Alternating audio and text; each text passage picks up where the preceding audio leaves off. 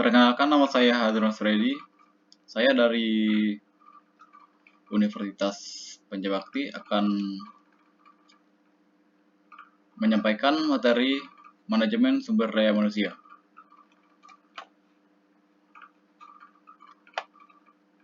NIM saya 211-0417-568, jurusan manajemen, mata kuliah MSDM. Hari Rabu, tanggal 7 April 2022. Kelas 4. Dosen Pak Angga Hendrasa, SE MM.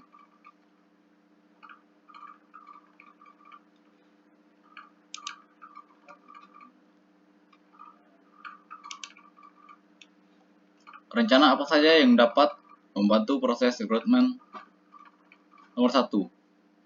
Membangun employer branding. Salah satu strategi rekrutmen yang efektif untuk menarik kandidat terbaik bisa kamu lalui dengan membangun employer branding yang kuat. Penelitian menyebutkan bahwa perusahaan dengan employer brand yang baik dapat menaikkan jumlah pelamar yang berkualitas hingga 50%. Sayangnya, meski terbilang efektif, cara ini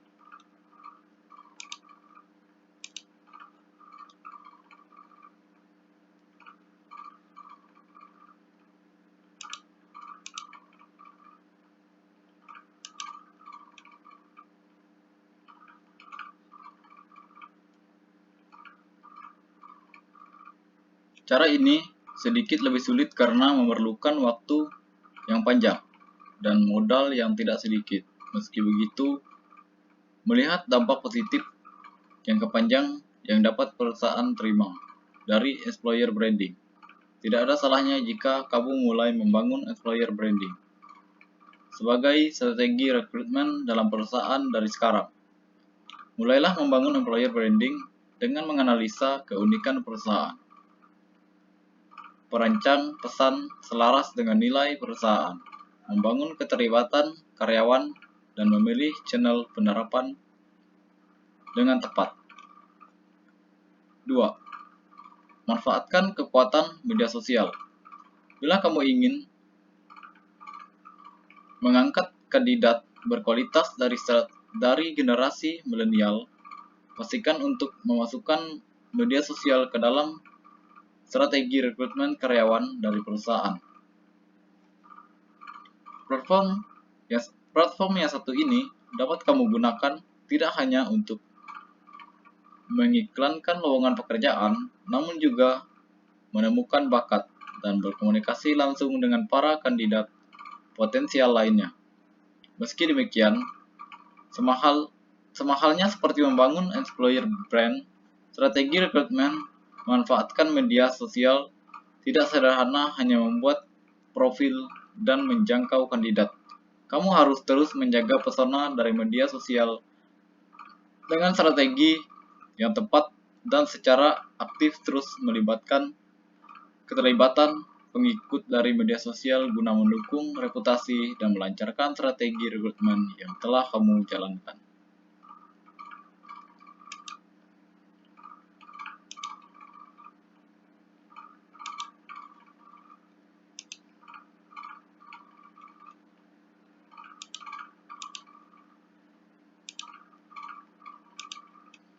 Nomor 4. Merancang deskripsi pekerjaan yang menarik. Jika kamu ingin hasil yang maksimal dan strategi rekrutmen perusahaan di tahun ini, mungkin ada baiknya kamu memperbaiki deskripsi pekerjaan yang kamu buka. Pasalnya, membuat deskripsi pekerjaan dengan ringkas dan lengkap tidak selalu berhasil untuk minat kandidat. Kamu butuh kreativitas dalam merancang deskripsi pekerjaan yang khas sehingga deskripsi tersebut tidak hanya mampu menampilkan nilai-nilai perusahaan, tetapi juga dapat memikat kandidat. 5. Buat program referensi karyawan. Strategi rekrutmen lain yang dapat kamu pertimbangkan adalah dengan membuat program referensi karyawan. Dengan membuat program ini, kamu bisa mendapat rujukan siapakah orang-orang yang tepat untuk menduduki posisi yang dibuka di perusahaan. Selain membuka peluang, dapat mendapat kandidat terbaik. Menerapkan program ini juga bisa menjadi cara lain untuk meningkatkan kepuasan karyawan. Pasalnya, kamu dapat memberikan insentif sebagai bentuk balas jasa terhadap karyawan yang sudah memberikan rujukan kandidat terbaik untuk bergabung bersama perusahaan. 6. Cari kandidat pasif.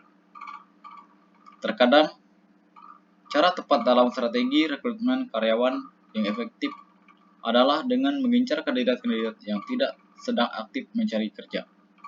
Penelitian menyebutkan bahwa 85% karyawan di dunia tidak keberatan mengubah pekerjaan mereka demi kesempatan yang lebih baik. Itu sebaiknya tidak ada salahnya untuk melakukan pendekatan pada kandidat-kandidat pasif dari sekarang. Meski begitu, ingatlah, buatlah proses rekrutmen menjadi lebih mudah dan gampang agar mereka pun termotivasi untuk menerima tawaran perekrutan dari perusahaanmu.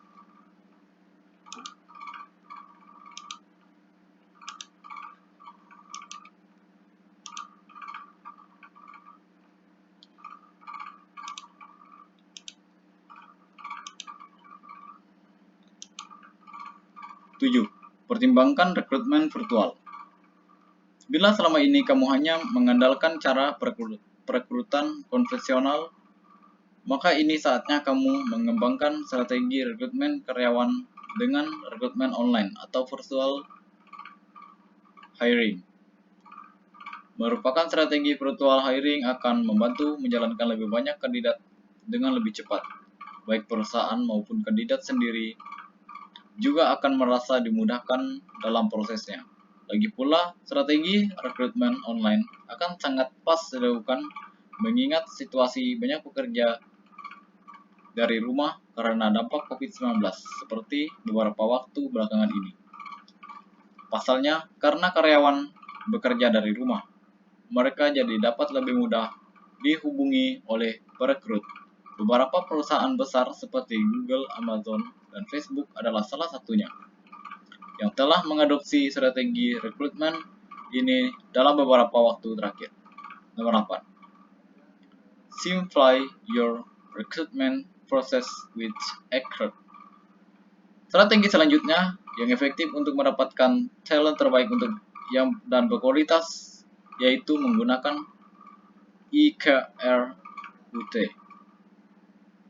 Ekrut merupakan sebuah platform rekrutmen yang menggunakan perpaduan antara teknologi dan jaringan recruiter untuk melakukan proses rekrutmen yang efektif dan berkualitas.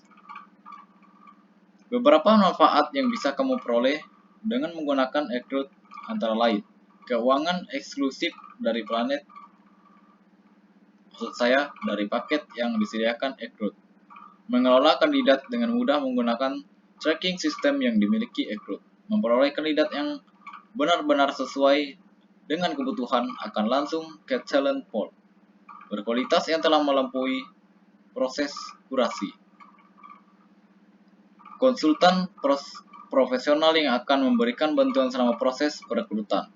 Perlu diketahui bahwa Ekrut menggunakan teknologi data scan seperti marketplace curation algorithm atau MCA untuk menyaring dan mengkurasi 5-10% kandidat kompetitif teratas yang mencari peluang kerja berdasarkan permintaan secara real time.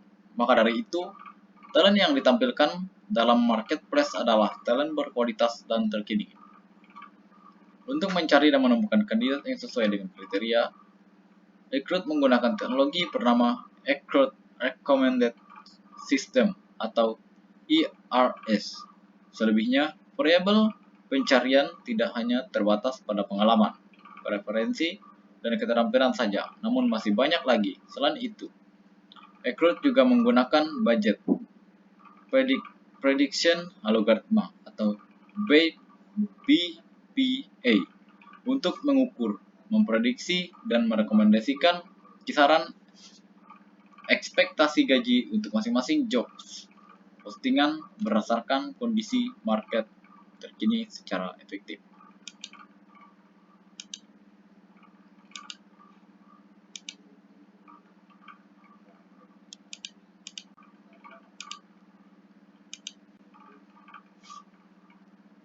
Hambatan dan tantangan rekrutmen.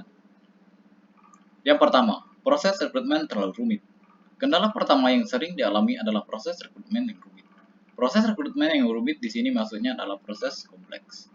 Sebenarnya, dibolehkan untuk menyaring calon karyawan dengan ketat dan proses yang kompleks, apalagi saat perusahaan ingin mencapai yang terbaik yang sesuai dengan persyaratan.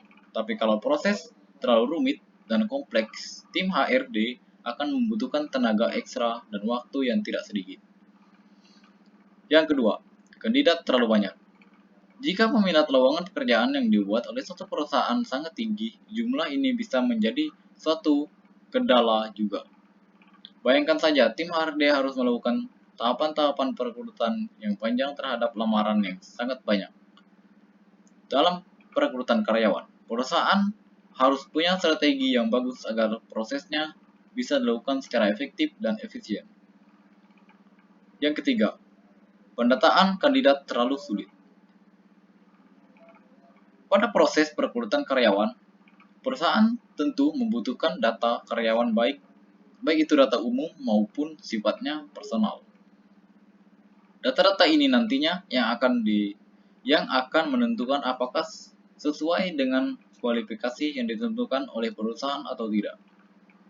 Pendataan data kandidat bisa menjadi salah satu kendala rekrutmen jika jumlah kandidatnya sangat banyak, apalagi jika informasi yang diminta juga cukup banyak.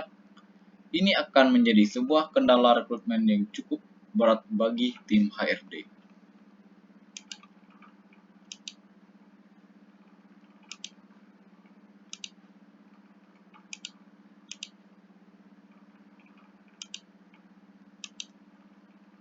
Yang keempat, kurangnya melakukan follow up.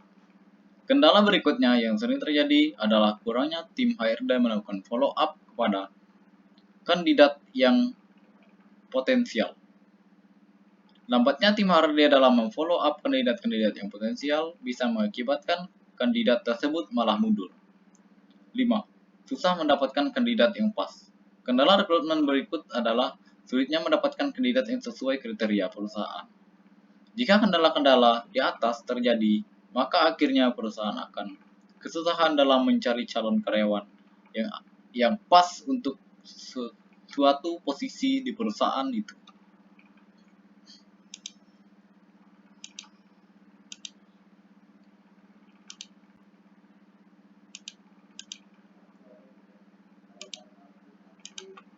Manfaat apabila HRD terlibat dalam perencanaan karir. 1. Mampu memahami dan mengembangkan passionnya. Untuk bisa mengembangkan karir, seseorang karyawan harus mampu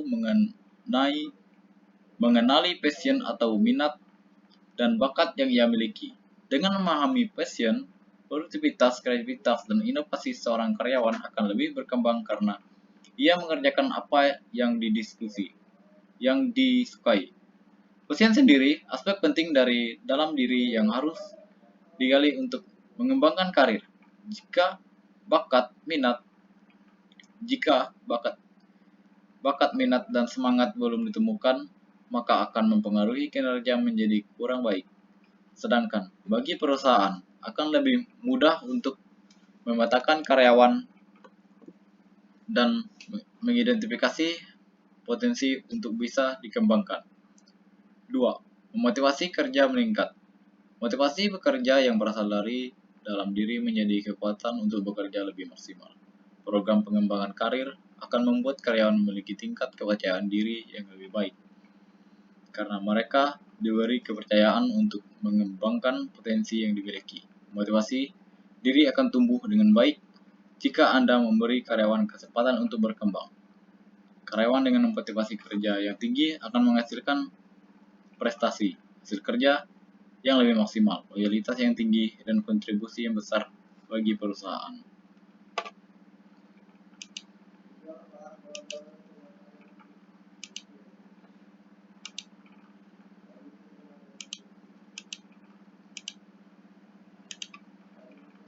Tiga, relasi yang semakin luas.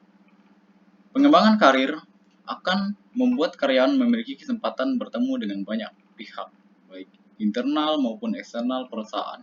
Karyawan bisa memanfaatkan untuk membangun relasi melalui interaksi dan sharing pengalaman sekaligus mempelajari proses kesuksesan dari karir seseorang.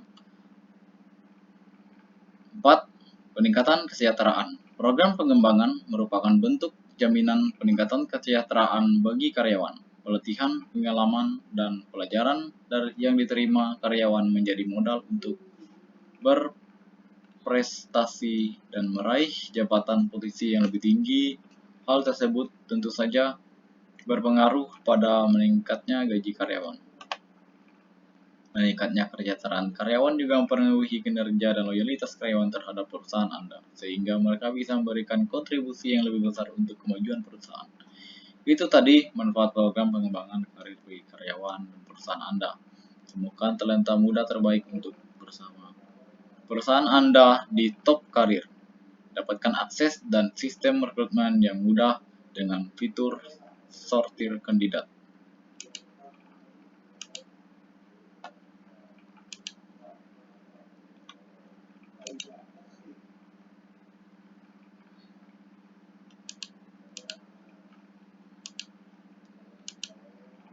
Selanjutnya, metode-metode training dan development.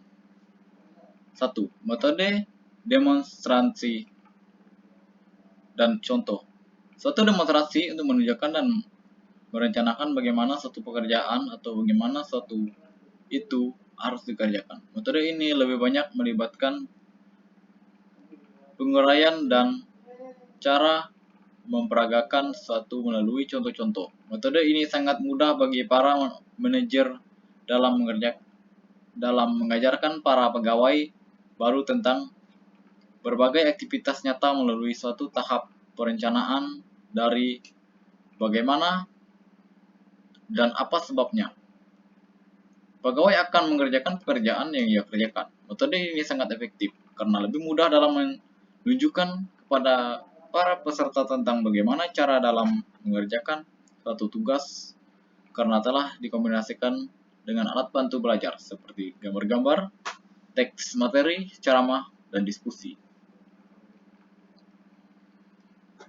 Yang kedua, metode simulasi.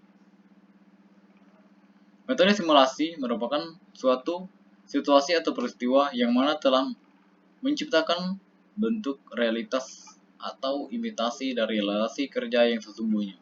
Simulasi ini merupakan pelengkap dan sebagai teknik duplikat yang lebih mendekati dengan kondisi nyata pada pekerjaan. Metode simulasi yang populer adalah permainan bisnis atau business games. Metode jenis ini merupakan metode pelatihan yang sangat mahal, akan tetapi juga sangat bermanfaat dan banyak diperlukan dalam dunia kerja yang sesungguhnya.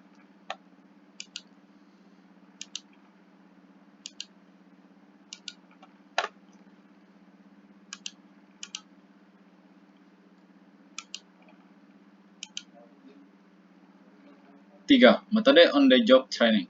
Hampir dari 90% pengetahuan pekerjaan banyak diperoleh dari metode on the job training. Prosedur metode jenis ini lebih bersifat informal, observasi sederhana dan cukup mudah serta praktis. Pegawai akan langsung mempelajari pekerjaan dengan cara mengamati pekerjaan orang lain yang sedang bekerja dan kemudian mengobservasikan perilakunya. Aspek-aspek lain dari on the job training adalah lebih bersifat formal dalam format. Pegawai senior akan memberikan contoh tentang bagaimana cara mengerjakan pekerjaan dan pegawai baru harus memperhatikannya. Metode jenis ini dapat pula menggunakan peta-peta, gambar, sampel-sampel masalah, dan langsung mendemonstrasikan pekerjaan agar pegawai baru dapat memahami dengan jelas. Metode jenis ini sangat tepat untuk mengajarkan skill yang dapat dipelajari hanya dalam beberapa hari atau beberapa minggu saja. Manfaat dari metode jenis ini adalah para peserta belajar dengan berbagai perlengkapan yang nyata dan dalam lingkungan pekerjaan atau jobs yang jelas. 4. Metode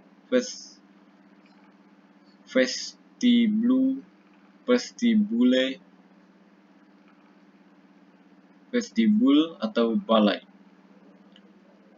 Vestibul adalah suatu ruangan terisolasi atau terpisah yang disiapkan hanya untuk tempat pelatihan bagi para pegawai baru yang nantinya akan menduduki suatu jabatan. Metode jenis ini merupakan metode pelatihan yang sangat cocok bagi banyak peserta atau para pegawai baru yang akan dilatih dengan jenis pekerjaan yang sama dalam waktu yang juga sama. Pelaksanaan metode jenis ini biasanya dilakukan dalam waktu beberapa minggu sampai beberapa bulan dengan pengawasan instruktur. Misalnya, pelatihan pekerjaan, mengetik klerek, operator mesin produksi, dan lain-lain.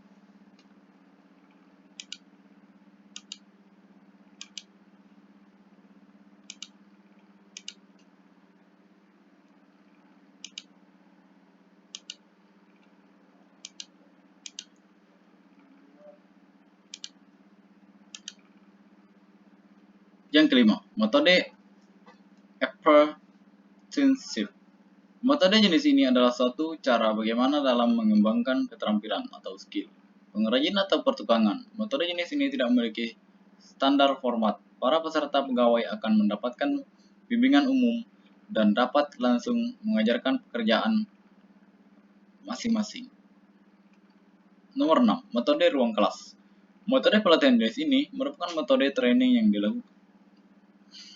dilakukan di dalam ruang kelas walaupun sebenarnya dapat juga dilakukan di area pekerjaan. Metode ruang kelas adalah seperti perkuliahan, konferensi, studi kasus, bermain peran, dan pengajaran berprogram atau programmed instruction. Memang harus kita akui bahwa kualitas yang melekat terhadap seseorang tenaga kerja dari proses pelatihan akan sangat mencerminkan tingkat efektivitas maupun efisiensi dari kinerja mereka untuk kedepannya. Tingkat efektivitas dan efisiensi kinerja karyawan dapat memprediksikan akan menjadi sangat buruk apabila tingkat kualitas pemahaman akan program pelatihannya pun juga dirasa masih buruk. Begitu juga sebaliknya. Profesionalisme bagi seorang karyawan akan keseriusannya dalam menjalankan proses pelatihan sangat dibutuhkan demi tercapainya target organisasi perusahaan yang telah ditentukan sebelumnya. Dan sebenarnya dengan cukup tersedianya berbagai pilihan bagi seorang manajer perusahaan dalam menggunakan metode pelatihan atau training method, apa yang nanti akan dipilihnya setidaknya akan semakin memberikan opsi menguntungkan daripada manajer perusahaan yang bersangkutan dalam mengaplikasikan metode terbaik yang memang layak untuk mereka gunakan dalam mendidik karyawan barunya tersebut. Sekian dari saya. Terima kasih. Tuhan Yesus memberkati.